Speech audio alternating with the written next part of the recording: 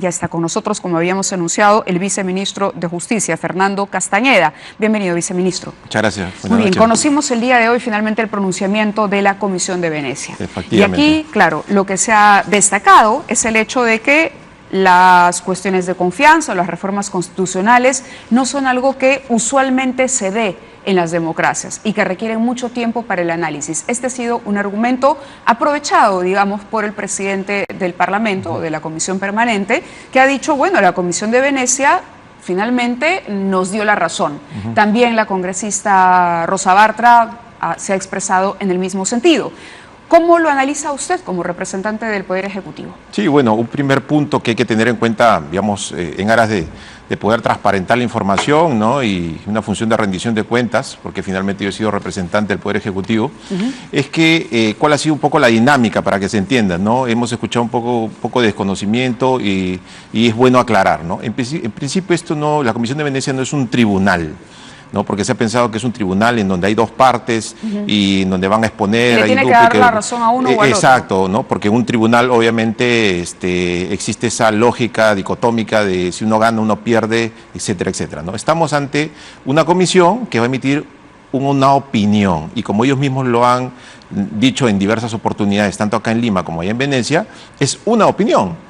Una opinión respetable desde un enfoque particular. ¿Cuál es el enfoque particular que ellos tienen? El derecho comparado. ¿Pueden haber otros enfoques? Sin duda alguna, pero eso es su aporte. Uno. Dos, la dinámica se desarrolló de la siguiente manera. El presidente de la comisión trata un caso en concreto. En el caso de Perú estaba previsto para que se trate en la mañana, a las 9 de la mañana como primer punto de agenda, pero lamentablemente, bueno, nosotros estábamos presentes ahí, pero digamos, representante del Congreso no estaba presente. Por lo tanto, el presidente de la comisión lo que hizo fue diferir la presentación para la tarde, para después de almuerzo. Y efectivamente, recién después de almuerzo es que se pudo instalar el caso peruano. Ahí primero habló el representante, la señora Bartra, hizo una exposición breve sobre lo que consideraba ella atendible y luego yo expuse como representante del Poder Ejecutivo. Luego de ello, ella hizo una segunda intervención, a lo cual yo también hice una segunda intervención. Esa ha sido la dinámica. Correcto, nada más. Pero ya visto el resultado y conocida la opinión y el documento difundido, ¿usted lo interpreta en el mismo sentido? O sea, es finalmente, digamos, hay una recomendación que inclina la balanza a las reflexiones del legislativo. Revisándolo en inglés, en castellano, en todos los idiomas que usted desee, ahí hay claramente criterios que apoyan la posición del Estado, del Poder Ejecutivo en las acciones que se han tomado. ¿O hay una posición neutral, diría usted? Primero, es que lo que pasa es que hay que entender también la lógica de estos órganos. Estos órganos no van a tomar partido por uno o por otro, como es que se ha especulado. Lo que hacen es utilizar muchas veces un lenguaje diplomático. Por ejemplo, le voy a dar un caso. En un considerando, que específicamente lo he traído acá, el 16, en inglés está, se describe el archivo del proyecto de ley sin haber esperado la opinión de la Comisión de Venecia, a pesar de que se les había... del proyecto de adelanto de elecciones, que era el objeto del trabajo de la Comisión de Venecia. Para eso habían ido a Lima, ¿no? Para eso habían venido acá. Se lo describe de forma cronológica. Cuando uno les pregunta por qué lo hacen de esa manera, porque el estilo de presentación de los hechos es de manera bastante diplomática. Ellos no van a entrar a una confrontación como lo que algunos esperaban. Primer elemento. Segundo elemento, hay criterios jurídicos que si los aplicamos tranquilamente al caso peruano, digamos, nosotros estamos de acuerdo con ello. Primero, el Poder Ejecutivo sí puede plantear iniciativas de reforma constitucional. ¿Eso dónde está? Numeral 22. Segundo, el Poder Ejecutivo puede plantear cuestiones de confianza de manera amplia. También está recogido en el número 43.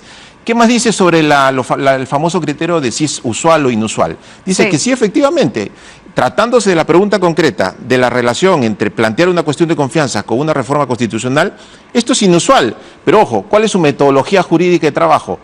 Los tres sistemas que ellos han analizado, que son Francia, Italia y España. Desde ese punto de vista, de esos tres países, sí, pues es inusual. Pero eso lo hace inconstitucional. Esos son los casos que ha visto la Comisión Esos son los casos que ha visto la Comisión y que ha considerado relevantes como ejemplos de enfoque.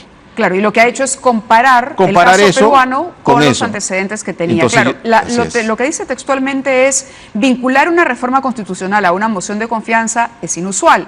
Y añade que aunque el presidente puede iniciar la reforma con la aprobación del Consejo de Ministros, el Congreso debe ratificar los cambios. Sin duda alguna, ¿no? Y es más, tenemos ya un antecedente, el caso de la reforma del sistema de justicia. ¿Es inusual en la historia peruana lo que se ha emprendido en los últimos años? Sin duda alguna.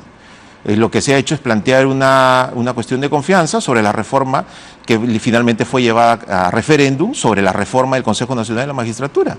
¿Y eso puede decirse que ha debilitado las instituciones? No, más bien lo contrario. Otra cosa es que no se puede ahorita conformar el tema de la Junta, eso es otro tema, sino que ahorita estamos avanzando un proceso de institucionalización, que es lo que justamente el presidente ha apostado en su mensaje a la Nación. En la eventualidad de que el Tribunal Constitucional admita la demanda competencial que ha presentado Pedro Olaechea y le toque al Poder Ejecutivo defenderse, ¿utilizará en algún momento la opinión que ha emitido la Comisión de Venecia? Lo que pasa es que ahí también hay que aclarar, porque hemos escuchado bastantes elementos que a veces tratan de unir hechos que no se pueden unir. ¿Por qué? Porque cuando se plantea, es decir, hay un escenario en donde se plantea Comisión de Venecia A, disolución B, A más B, igual a arbitrariedad. No, no es así. La Comisión de Venecia se ha pronunciado sobre criterios bastante generales, bastante descriptivos y sobre una ligación entre cuestión de confianza con reforma constitucional.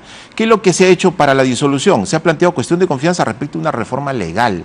Eso no ha sido ni por acá tocado en el documento de la Comisión de Venecia. No lo han tocado, porque obviamente no era objeto del punto en discusión. Es decir, aunque se ha negado el tema, porque aquí lo que dice: la opinión no vinculante fue requerida por el presidente del Congreso, Pedro Olaechea, ante su preocupación por la cuestión de confianza del gobierno para forzar el voto a favor de las enmiendas constitucionales Ese, propuestas. Por ejemplo, es una especulación, porque nunca se presentó cuestión de confianza. Entonces, el peticionante le ha planteado una especulación a la Comisión de Venecia. Por eso es que hoy el magistrado Eloy Espinosa ha dicho, bueno, eso nos servirá para un caso futuro hipotético en el futuro. Claro, y al no ser dirimente, ¿usted cree que no va a tener un papel trascendente en la decisión que vaya a tomar el Tribunal Constitucional? El Tribunal Constitucional se pronuncia sobre pretensiones concretas. Y sobre señala esa con la Constitución peruana no sí, establece ninguna limitación explícita con respecto a los problemas que puedan estar vinculados a una cuestión de confianza. ¿Qué significa esto? Es decir, que deja abierta la posibilidad para que el Ejecutivo presente una cuestión de confianza, o que cree que no debería haber límites para esa pretensión. No, o sea, evidentemente hay parámetros. Lo que ha establecido la Comisión es que estos parámetros no están explícitos. No están explícitos, claramente ha establecido esto en su opinión consultiva, ha desarrollado un poco. Hay que también decir que la Comisión lo que ha hecho es, de todo su informe, una narración de hechos de lo ocurrido, todas sus reuniones que ha tenido, luego ha tenido una descripción de los puntos a favor y en contra, a modo descriptivo, luego ha citado como punto 3 un antecedente y como punto 4 un breve razonamiento. Y sobre eso ha concluido lo que estamos en este momento conversando. Sobre estos puntos de vista se puede estirar el razonamiento que se ha escuchado, por lo menos en algunas redes, acerca de si hay infracciones, si se puede calificar de conductas irregulares por parte del Ejecutivo, en modo alguno. En modo alguno. Nosotros hemos procedido conforme a lo que establece la naturaleza de la cuestión de confianza, a los procedimientos constitucionales, claramente están establecidos. Y finalmente al artículo 45 de la Constitución, que establece que en caso de discrepancias de esta naturaleza, que sea el pueblo quien dirima a quien le otorga la confianza. Claramente está establecido. Entonces usted estaría como viceministro de Justicia en la misma línea de análisis de Pedro Cateriano, es decir, que aquí, antes que ir al TC, el proceso electoral iniciado ya por el Jurado Nacional de Elecciones es la salida para dirimir. Bueno, lo que pasa es que hay que tener en cuenta lo siguiente. He escuchado la entrevista que le hizo el señor Cateriano y efectivamente el ejercicio de la jurisdicción es una sola por el principio de unidad, ¿de acuerdo? Según la Constitución. Pero ese poder jurisdiccional se divide o se le encomienda a determinados órganos. En el caso de este tipo de situaciones electorales, la jurisdicción la tiene el Jurado Nacional de Elecciones como órgano especializado por la Constitución. Y es finalmente el que va a determinar, y que, como bien se ha señalado, ha determinado que el proceso tiene que seguir porque ha habido una situación regular de ejercicio de las atribuciones. Entonces, ojo que el órgano que por la Constitución ejerce jurisdicción electoral está validando y está justamente declarando de que se ha hecho un ejercicio regular de las atribuciones. La posición del Ministerio de Justicia es de que el TC no debería intervenir en este tema. Nosotros hemos hecho un ejercicio regular de las atribuciones, ¿no? Y ahí el TC tiene dos etapas. La primera, de admisibilidad, que son requisitos evidentemente de legitimidad, de cumplimiento de requisitos de la demanda, aplicación supletoria del Código Procesal Civil, etcétera, etcétera. Y si se pasa a una segunda instancia, ya el TC valorará los elementos del modelo constitucional que podrían, digamos, servir en algo los elementos de la Comisión de Venecia, pero no creo que tanto, porque la Comisión lo que hace es describir, ¿no? Y sin duda alguna quienes más conocen de la descripción. La Comisión de Venecia, le pregunto la opinión en tanto funcionario y viceministro de Justicia sobre el tema del TC. ¿Usted cree que el TC debería no ver este tema, es decir, mantenerse al margen? Bueno, ¿qué es lo que corresponde? Nuestro punto de vista es que se ha hecho un ejercicio regular de la atribución. El Congreso está disuelto a partir de un determinado momento y por lo tanto hay elementos que el TC tiene que valorar para poder cumplir con la norma procesal, que es la ley orgánica del Tribunal Constitucional, para poder ver si es que efectivamente una petición puede ingresar a conocimiento. Esa es una autonomía que la tiene el Tribunal Constitucional y ellos decidirán en función de su autonomía. La demanda, digamos, en caso admita la demanda, se corre traslado y es el procurador quien va a defender, obviamente, a establecer lo que corresponda. ¿En este caso es el procurador de la Presidencia del Consejo de Ministros? El procurador de la Presidencia del Consejo de Ministros. Que es la misma persona que ha denunciado a Pedro Lechea por... Porque es coherente, pues, ¿no? Porque si hay una disolución, no existe el Congreso. Y si no existe el Congreso y hay una persona que se atribuye un ejercicio de competencias... Ahora, entiendo que la denuncia del procurador no es solamente... Recordemos que el procurador es autónomo. Correcto. Por si acaso. Pero entiendo que el procurador no solamente lo ha denunciado por el caso concreto de la demanda ante el Tribunal Constitucional, sino porque en general Pedro Lechea ha estado haciendo uso del cargo de presidente del Congreso.